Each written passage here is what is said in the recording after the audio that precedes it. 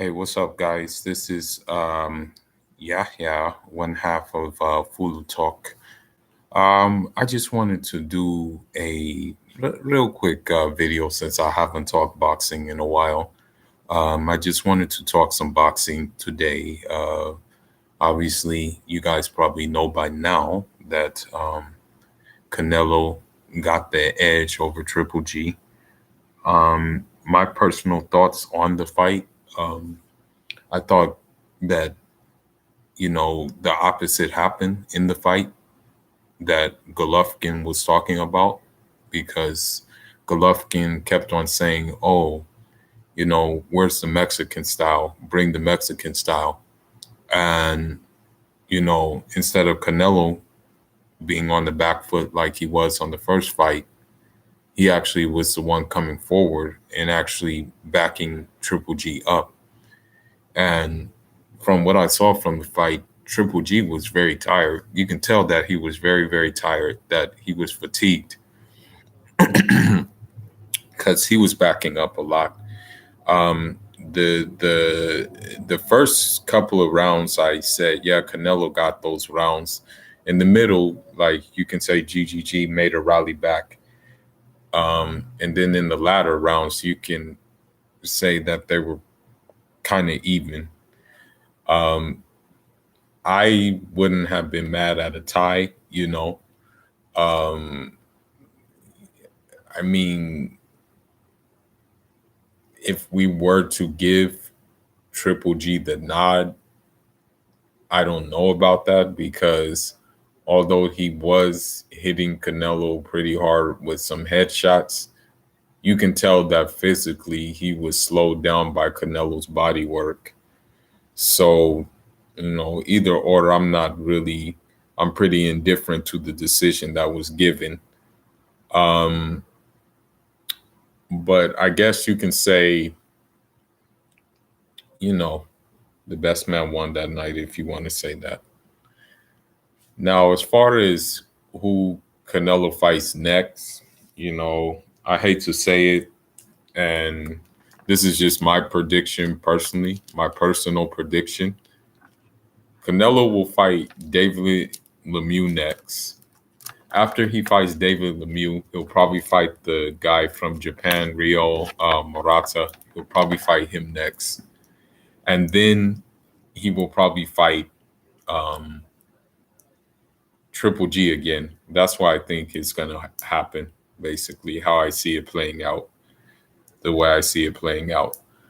Um, and although Jamal Charlo is the mandatory, we we know what kind of problems that Jamal Charlo would bring to Canelo. Um, I mean, for one, he's taller. For two, he's longer. For three, he's an athlete too. In addition to being a boxer, he's an athlete. And that usually wins every time compared to just someone who is a boxer. Um, and what I mean by athlete is that you could take Jamal Charlo and put him in probably a different sport, like let's just say football, basketball, or track, and he will flourish at it more or less so with the right kind of training. You can't really do that with Canelo. I'm sorry. I'm just being honest with you. Maybe baseball, perhaps, but besides that, no, not so much. And so I don't see this fight happening. We have to realize that the business aspect plays a part too. And the fact of the matter is that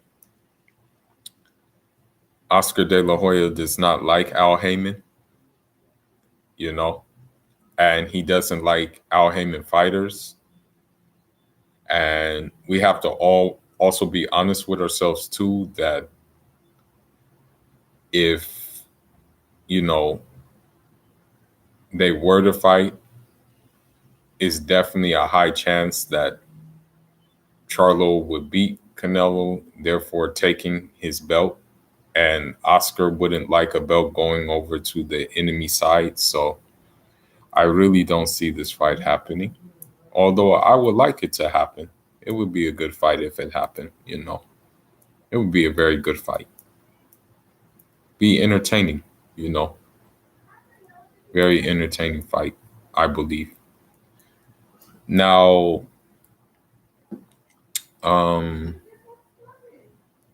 today I was looking through the Google, and then I hear this news about Billy Joe Saunders. Apparently, it looked like he was trying to sell, like get a hooker, or I should say, like a crack whore. That's the better word, a crack whore, to give him favors, and then he would give her money for some rock. And then he went as far as to get her to punch, um, get her to punch a guy walking the street for the product. Um, and then he parked in a disabled person's parking spot as well. So it was just it was just all around bad for him. Um, and then he went on Twitter to apologize about it.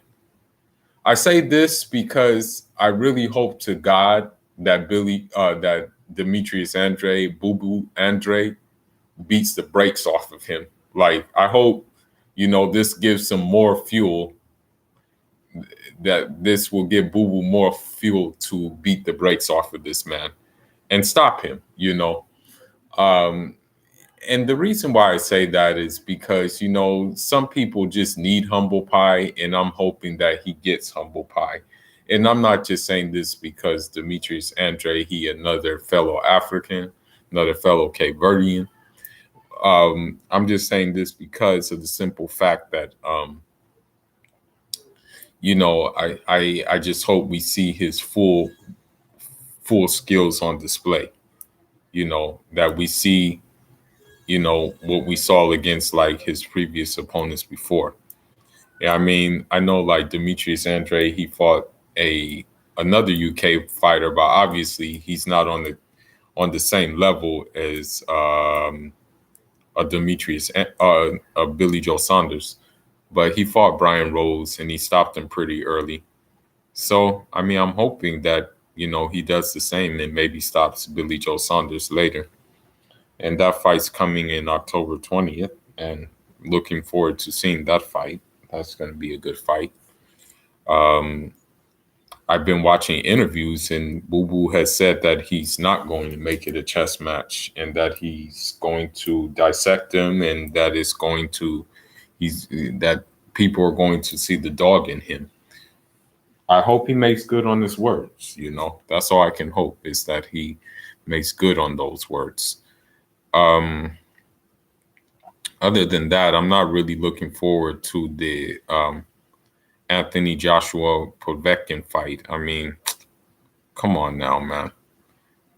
Like, you're fighting a guy who got caught for PEDs in the past, rather than fight like clean fighters who've been knocking on your door, and you just don't want to fight them out of fear that you'll lose your oh, it's not cool, man. Like, I'm really not looking forward to this fight. I mean, when I'm looking at the promotion for the fight, it doesn't even look like that. Like, the promotion is that big for that fight, so I'm not really looking forward to it. Um, I wanted to also talk about Erislandy Lara.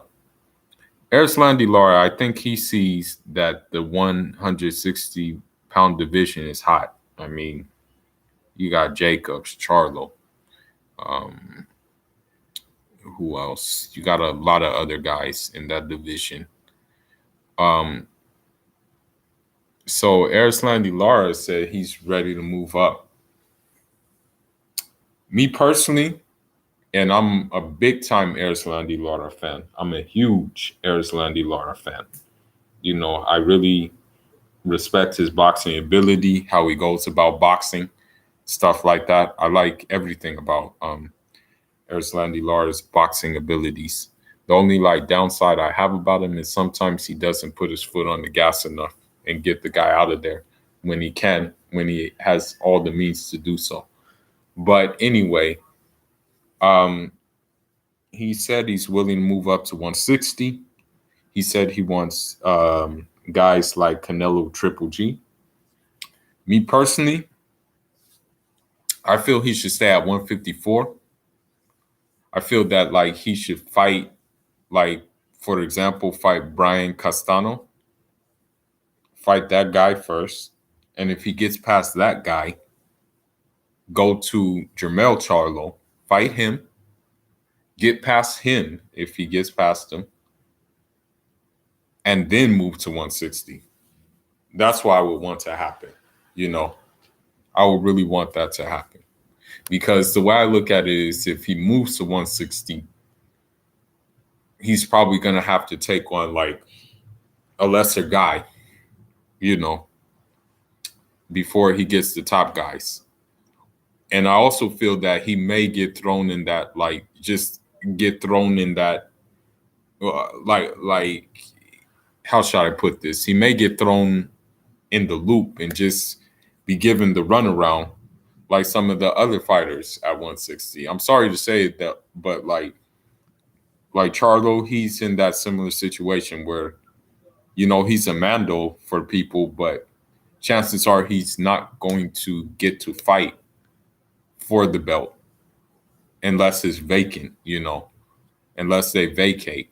Because let's be honest, the business of boxing says it's better for fans to like a favorite fighter that necessarily might not be as good as we're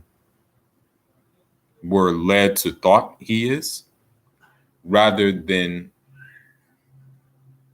allow a guy who maybe does not have the bigger fanfare but has the more skill in boxing, is a dangerous threat in boxing, get his shine, but is not necessarily like friendly to the fans.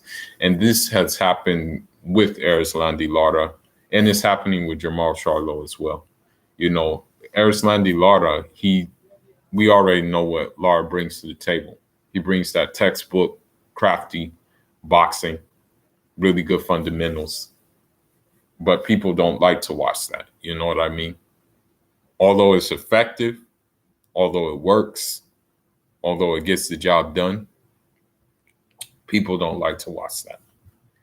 And with Jermall Charlo, you know, he has that effective, good, powerful style, but it's not really a fan friendly style because it still involves skill as well. You know, he has skill as well. And for the most part, fans just want to see like two people just go at it with one another, like, and whoever knocks the person's head off first, then that's the guy that they like, you know. But yeah, I just want to give an update on the boxing happenings, give my opinions on certain things. Um, you know, like the video. If you like the channel or like what I'm talking about, you know, subscribe to it. I don't care. And I'm going to be out until the next one. Shout out to the LDBC as well. Njara.